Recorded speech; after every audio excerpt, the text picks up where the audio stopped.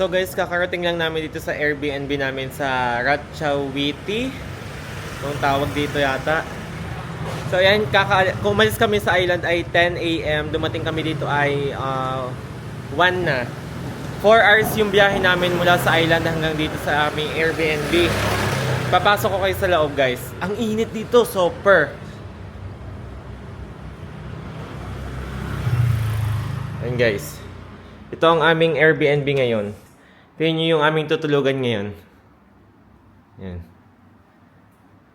May second floor siya. Iaakit ko kayo sa taas guys.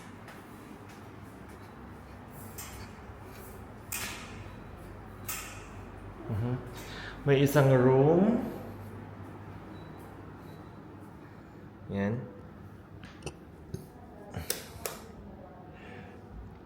Ang luwang ng room niya. Comfort room. Tapos may third floor siya.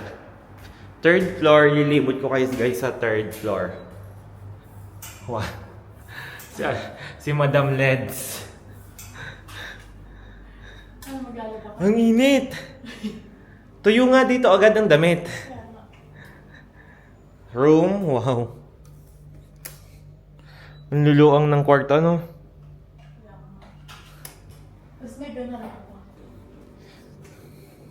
CR.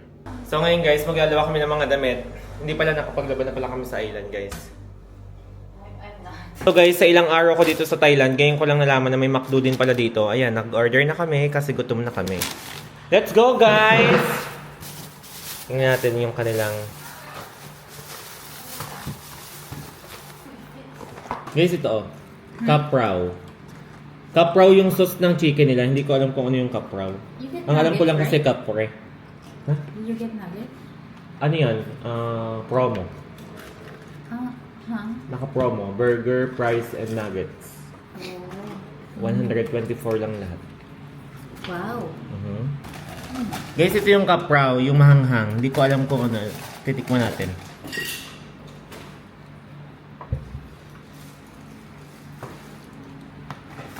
Ano lasa? Guys, ang sarap ng kapraw nila dito. Yung kapraw sauce nila guys, masarap. Ay! Kapraw ba? Kapraw.